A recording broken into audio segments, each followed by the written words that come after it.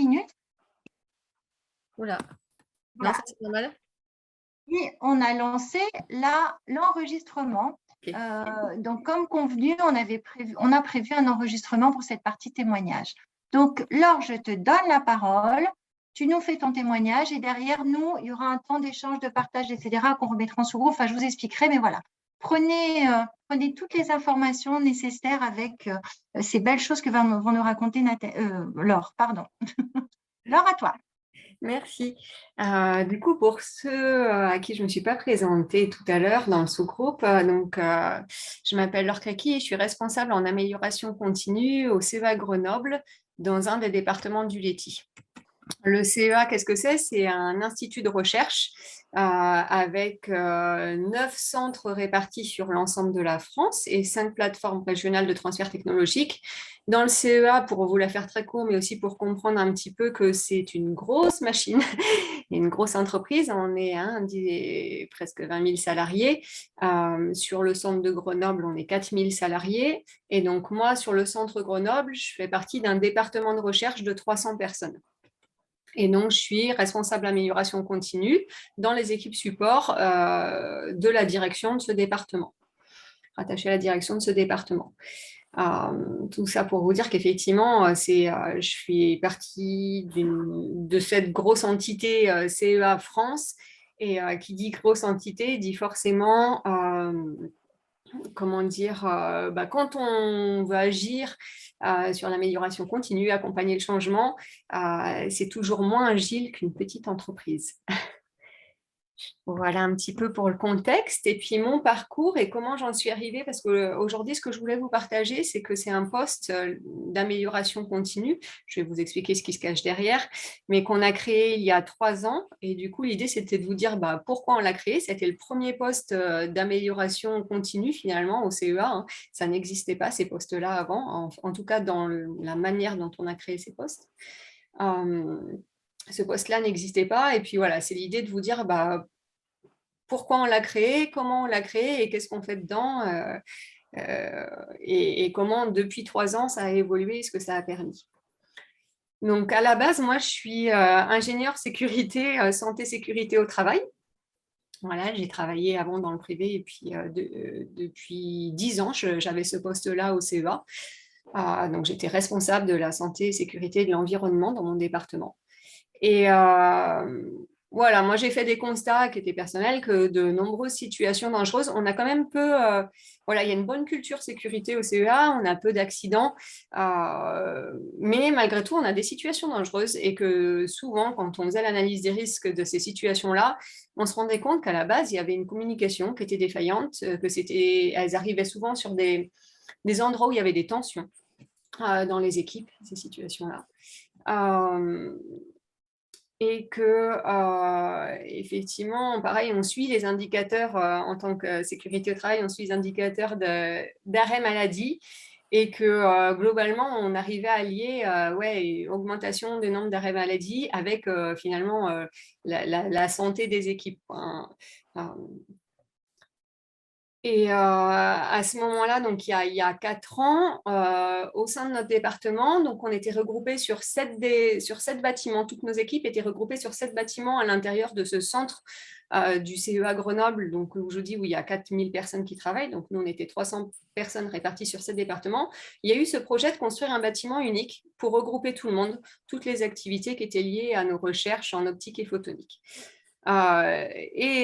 Ce changement-là a généré beaucoup de tensions parce que entre l'équipe projet qui pilotait le chantier et l'aménagement des installations et qui avait besoin de beaucoup d'informations des équipes, des gens qui travaillaient dans le département et puis les personnes qui travaillaient dans le département qui avaient leur projet qui continuait et des sursollicitations en plus pour répondre à ce projet-là et à ce chantier-là. Voilà. Beaucoup d'incompréhension, de tension, donc des relations interpersonnelles qui étaient mal vécues, de la baisse de motivation sur les projets, comme je vous disais, des arrêts maladie qui en nombre grandissant. Donc moi, à ce moment-là, voilà, je me suis dit, c'est pas, enfin, pour moi, c'était pas possible de pas agir là-dessus. J'avais vraiment envie et à cœur voilà, d'agir pour diminuer ces risques-là, hein, avec ma casquette prévention des risques. Sauf que j'étais pas très bien outillée pour ça, donc j'ai fait des demandes. Moi, je me dis, mais voilà, en même temps, j'avais, moi, en parallèle, une démarche de développement personnel avec un attrait pour la communication non violente. Donc, j'ai demandé à mon employeur et je me suis fait former à la communication non violente spécifique, enfin, avec des modules qui étaient aussi tournés sur l'utilisation de la CNV dans le monde de l'entreprise, avec les apports de la sociocratie notamment. Et puis, j'ai intégré, par du bouche à oreille, j'ai intégré une communauté de pratique d'animateurs, une communauté de pratique inter-entreprise sur l'animation et la facilitation de groupes de travail. Donc, tout ça, nous, on a une politique, en tout cas dans le département, c'est quand on fait des formations ou quand on va, voilà, oui, se faire former, s'outiller à l'extérieur, c'est comment derrière on met en pratique ce qu'on a appris dans le département. On a fait des expérimentations, je n'irai pas dans le détail poussé de ces expérimentations, mais voilà, juste pour quelques mots pour vous dire, derrière, on a expérimenté notamment la sociocratie. On en parlait, nous, dans les petits groupes avant, on est vraiment une entreprise, comment dire, avec une organisation à l'ancienne, vraiment très pyramidale. Donc, autant dire qu'on n'a pas basculé, changé de mode d'organisation pour faire de la sociocratie, qui rejoint, pour ceux qui ont entendu parler de l'holacratie, des entreprises opales, on a des principes similaires dans la sociocratie. On n'a pas du tout basculé là-dedans, mais en tout cas, on a fait expérimenter des outils de ces modes de fonctionnement-là, notamment la gestion par consentement, à savoir que pour prendre une décision, au lieu d'aller sur c'est le chef qui décide, ou à la majorité, ou au consensus, non, on va travailler finalement par absence d'objection et rendre un petit peu tout le monde acteur, responsable de la décision qu'on prend ensemble. Pour ça, on a mené des cercles de décision. Donc, le cercle de décision, c'est, pour la faire de manière très, très résumée, hein, si ça vous intéresse, je pense que vous trouverez plein d'informations là-dessus sur Internet, mais le cercle de décision, c'était de se dire pareil, les décisions, au lieu qu'elles soient prises au niveau d'un comité de direction, on va insérer pour chaque décideur un double lien. Une personne qui est issue du terrain, par exemple, un chef de laboratoire, à ces réunions de décision, il va venir aussi avec un représentant de son laboratoire, une personne du terrain. On a expérimenté aussi l'élection sans candidat. C'est-à-dire qu'on a pour élire, ça peut être pour élire quelqu'un, par exemple un représentant au comité d'unité. Ça peut être aussi pour élire un projet sur lequel on souhaite travailler. Plutôt que de choisir que des candidats se proposent, en fait, on n'a pas de candidature à la base, mais toutes les personnes qui doivent voter s'accordent sur les critères de choix. Et après, à partir de ces critères de choix, on choisit notre candidat. Voilà, pour la faire vraiment résumé. Donc, on a testé ces choses-là dans l'entreprise et ça a permis aussi de faire prendre conscience aux gens qu'on pouvait faire autrement. Et quand on a testé les cercles de décision, notamment, il y a des personnes qui sont venues, qui ont joué ce rôle-là de double lien, qui nous ont dit, mais en fait, ce n'est pas du tout confortable. Et finalement, oui, effectivement, on râle beaucoup de ce modèle pyramidal, mais c'est quand même confortable d'avoir que le chef qui se mouille, quoi, qui prend ses responsabilités et de remonter les problèmes et puis et au-dessus, il s'en débrouille. Plutôt que de prendre parti et d'engager sa responsabilité dans les décisions qui sont prises. Donc, on a fait ça. On a fait aussi, j'ai mené aussi voilà, des actions d'accompagnement du changement, avec notamment sur des sujets là, comme je vous disais, là, on avait ce chantier, ce projet de rassembler tout le monde sur un même bâtiment. Il y avait des tensions entre les équipes terrain et les équipes projet chantier. J'ai animé des groupes de travail participatifs et collaboratifs où déjà, le premier temps, c'était que chacun entende la vérité, les problématiques de chacun et les attentes. Et comment, après, une fois qu'on avait entendu finalement les attentes individuelles et collectives, comment on s'accordait et comment on montait une stratégie commune pour avancer. Donc, voilà, là, tous les outils que j'ai pu acquérir dans cette communauté de pratique d'animation et de facilitation, ça m'a vraiment été grandement aidant pour travailler le collectif. Et puis, des choses aussi, amener des petites des actions qu'on n'avait pas l'habitude de faire, en tout cas, nous, dans nos méthodes de travail au CEA, de dire, mais en fait, moi qui m'ont paru aberrant, de dire, on intègre tout le monde dans un seul et même bâtiment, et avec cette volonté, cette intention de dire, bah, ça va faciliter les synergies, mais on n'agit pas pour. Et donc, moi, j'ai proposé à l'époque, j'ai organisé une journée porte ouverte sur l'ensemble du département pour que avec cette intention-là, de créer des rencontres entre des gens qui n'avaient pas l'habitude de se voir, parce qu'avant, ils étaient tous dans des bâtiments différents, de dire, ben, maintenant, on est dans un bâtiment, ça va faciliter ça, et aller rencontrer finalement vos collègues de l'étage du dessus, du dessous, et apprenez à travailler ensemble. Donc ça, voilà, c'est des petites choses qu'on a faites. Donc moi, j'étais encore à l'époque avec ma casquette ingénieur sécurité au travail, et puis on s'est rendu compte que ça avait du sens de faire tout ça. Que ça permettait effectivement vraiment de faciliter oui, le changement.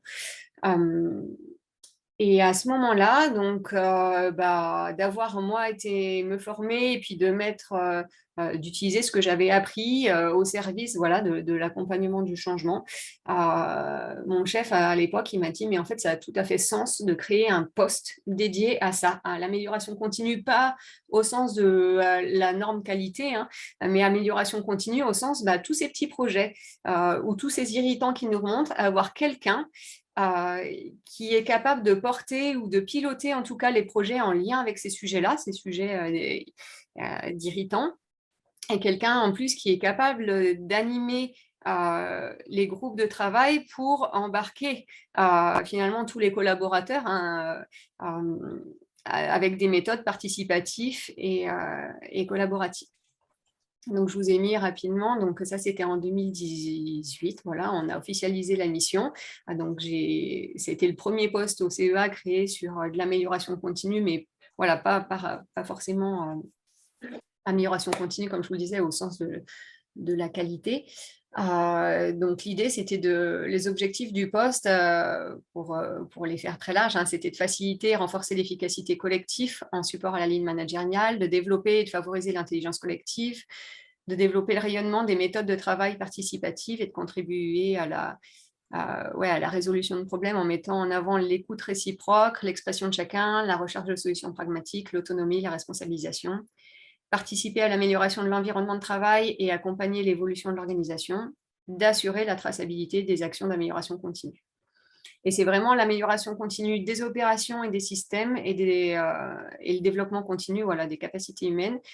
Et ce qui a été aidant aussi, c'est que quand la direction a fait le choix de créer ce poste, dès le départ, ils ont dit que ce ne sera pas un poste, ce ne sera pas un poste unique, c'est un poste qui va travailler en équipe et que tous les sujets d'amélioration continue seront réfléchis en collaboration avec la qualité, avec les ressources humaines, avec le management. Et aujourd'hui, je peux le dire aussi en tout cas chez nous, on a un poste de propriété intellectuelle, hein, vu qu'on est un centre de recherche, des gens qui gèrent toutes les brevets, les savoir-faire, ces choses-là, donc ils rentrent aussi dedans, et la communication interne. Donc, oui, le poste, il était unique, et en même temps, on a fait le choix d'avoir une stratégie d'amélioration continue qui reposait finalement sur plusieurs fonctions. Et il y a il y a des choses qui apparaissent dans le chat. Est-ce que Non, c'est bon, il n'y a pas de souci. Okay. Si ça te concerne, je te le dis. On est à la moitié du temps, là. Yes, j'ai mon chronomètre à côté. Alors, du coup, par contre, j'arrive plus à passer la slide suivante. Voilà. Donc, la création de ce poste, qu'est-ce que ça a amené ? Ça a amené une évolution des pratiques par rapport à ces sujets, ces préoccupations, ces irritants. Comment ça se passait avant ? Avant, ça remontait. Nous, on a ce que j'ai nommé tout à l'heure les conseils d'unité, où finalement un représentant de chaque unité dans le département, chaque laboratoire, chaque service fait remonter des choses. Et puis là, le comité de direction s'en saisit et apporte soit des éléments de réponse, soit met en place un plan d'action. Et les principaux, finalement, responsables d'action, c'est le management et les fonctions support. Aujourd'hui, ce qui se passe, c'est quand on identifie ces sujets-là qui remontent, déjà, on met en place une planification stratégique de traitement de ces sujets. C'est pas on en prend un, voilà, il vient d'arriver, ok, on a ça, on dit celui-ci, il va être prioritaire ou pas. Et pour chaque sujet, il va y avoir, voilà, vu que moi je suis à 100% là-dessus, j'ai le temps de mener solo ou avec voilà, le petit groupe qui a été formé autour de l'amélioration continue, avec les RH, notre responsable qualité, notre responsable pays, et la communication interne, des analyses terrain. Donc, on va les interviewer un échantillon représentatif pour mieux comprendre l'état des lieux autour du sujet et pour aussi recueillir les attentes des personnes concernées. Donc, c'est toute cette étape de clarification finalement de la problématique déjà qu'on ne menait pas avant. Ensuite, à partir de ça, une fois qu'on a clarifié ça, quand on fait les interviews, c'est déjà l'état des lieux, aller rechercher finalement de quoi on parle, c'est quoi la cause profonde, voilà, aller approfondir qu'est-ce qui se cache derrière le premier problème qui est remonté. Les gens qu'on interviewe, après cette phase finalement de recherche de cause, on leur pose aussi la question par rapport à ce qu'ils ont évoqué, est-ce qu'ils ont déjà des pistes d'amélioration auxquelles ils ont pensé? Et on leur demande aussi si on monte un groupe de travail pour travailler les propositions d'amélioration, un plan d'action, est-ce qu'ils sont partants?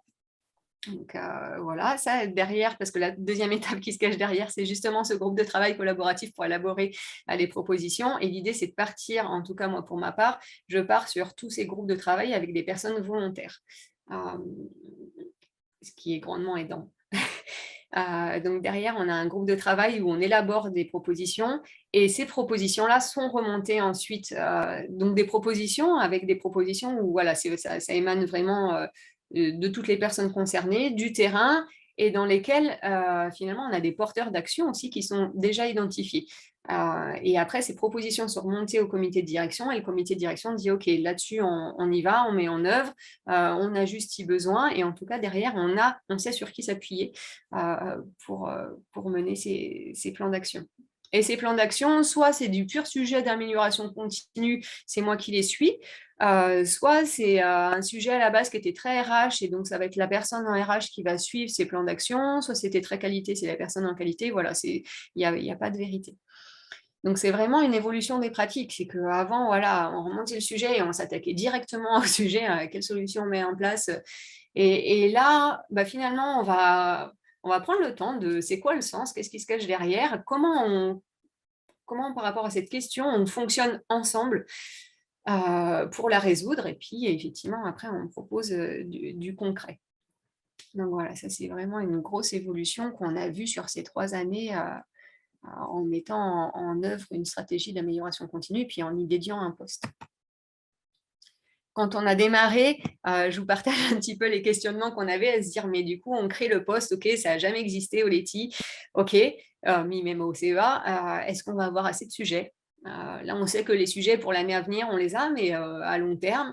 Et puis moi, j'avais des questions sur quel réseau je vais m'appuyer. Ok, je suis toute seule. Là, j'ai l'envie, j'ai le pas, j'ai l'énergie, mais à terme, je sais que je vais avoir besoin de ne pas me sentir solo sur la question. Quel plan de charge, ok, est-ce que je vais arriver à m'occuper finalement mon 100%? Est-ce que je vais avoir assez de sujets à traiter? Et puis, comment ça va diffuser? Voilà, ces pratiques au sein du département et plus largement. Donc ça, c'est les questions qu'on avait au départ. Et il se trouve que pendant ces 3 ans-là, il y a plusieurs choses qui sont passées, même en parallèle au sein de l'organisme.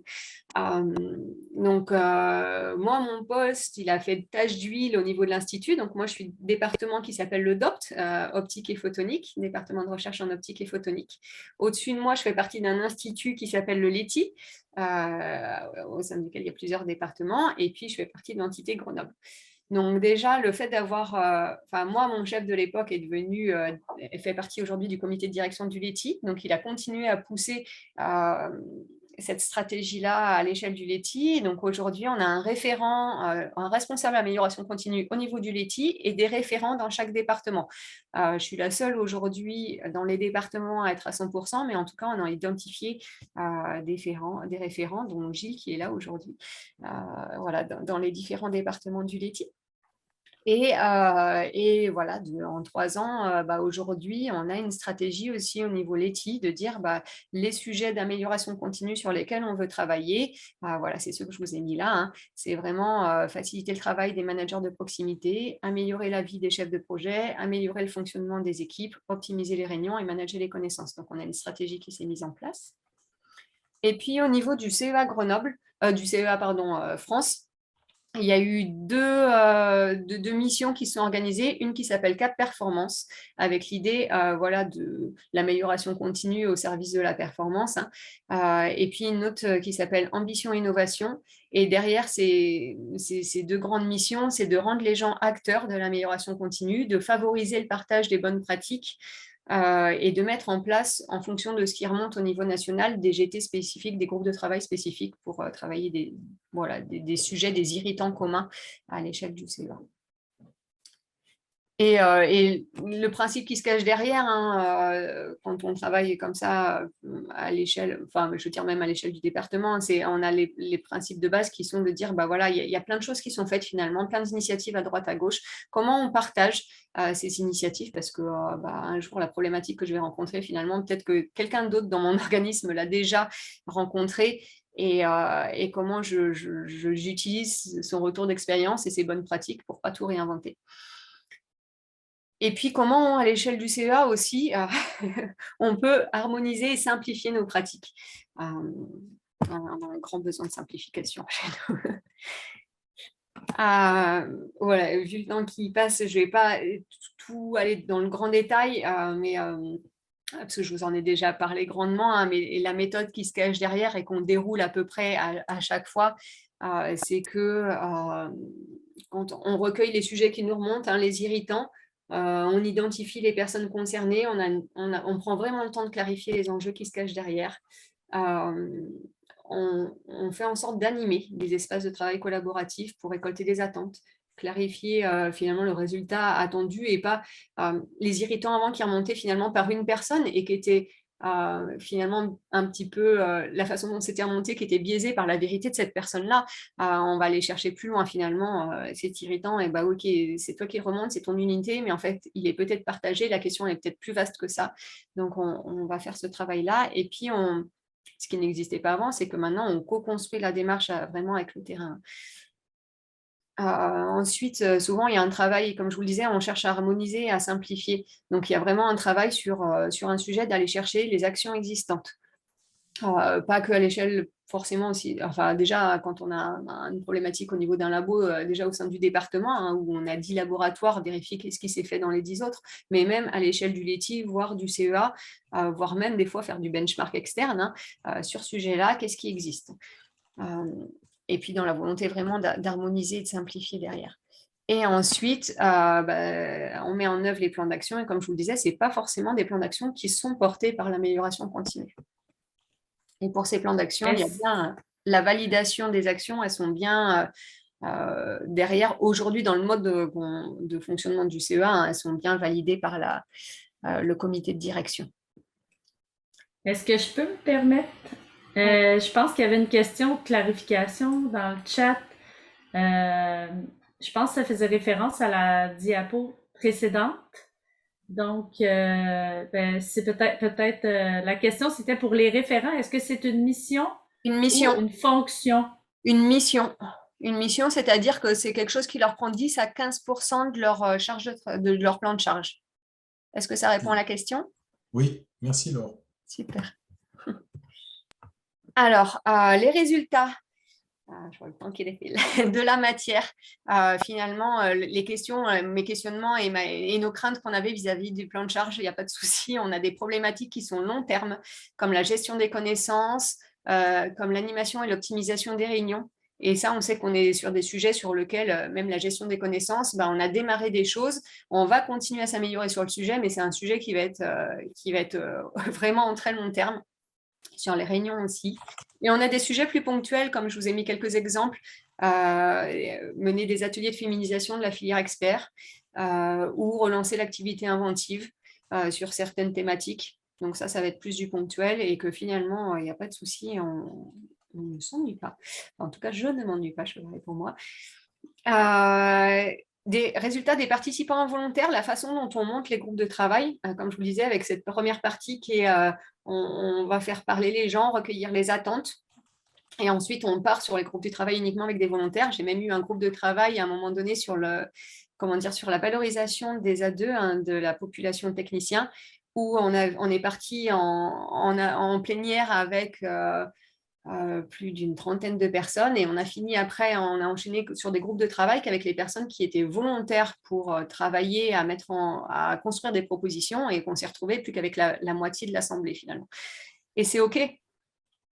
Et cette question, elle est vraiment posée de OK, si vous venez sur le groupe de travail, c'est que vous voulez être acteur et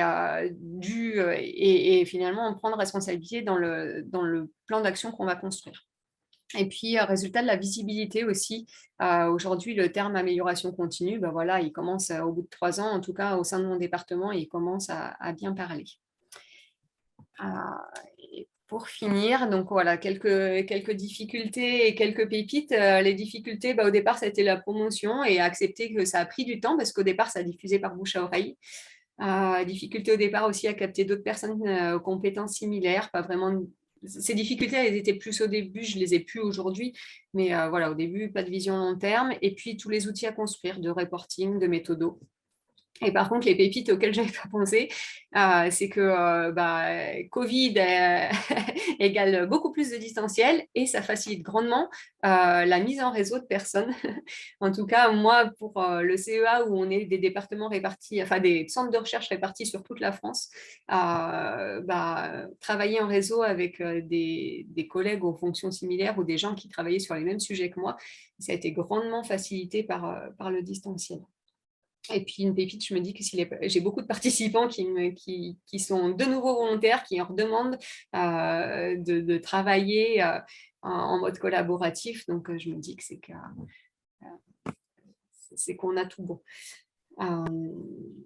Et voilà, ouais. Ce que je voulais finir, c'était aussi les facteurs de réussite. Quand on a discuté avec Odile, elle me demandait, mais d'après toi, qu'est-ce qu'a fait que la mayonnaise, elle a pris? C'est sûr qu'en départ, il y a eu une volonté personnelle de ma part et un manager qui attendait ça et qui y croyait fort, quoi. Ça a permis de lancer ça. Et puis aussi de se dire, on vise pas trop tout de suite, on avance un petit pas et on voit ce que ça donne. Accepter de semer des graines et que ces graines, on les voit pas pousser tout de suite. Et ça, c'est une autre logique par rapport à certains postes ou certains projets où moi je vois par rapport à Avant en sécurité, c'est que là j'initie des choses et je vois les résultats 3 ans plus tard, quoi. Je suis capable de mesurer l'impact. Et ça, il faut accepter d'être sur une temporalité plus longue. Aussi, on a agi plus qu'on a communiqué et aujourd'hui, en fait, les gens savent ce qui s'est passé et sont motivés par l'amélioration continue finalement parce qu'ils ont participé et ils ont vu les résultats plus que parce qu'on a fait de la com.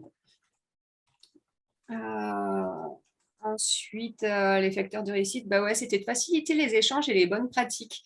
Dans le cadre de Cap Performance, il y a cette volonté-là de dire chaque unité propose des actions d'amélioration continue, les met en œuvre au sein de son collectif et puis partage ses bonnes pratiques.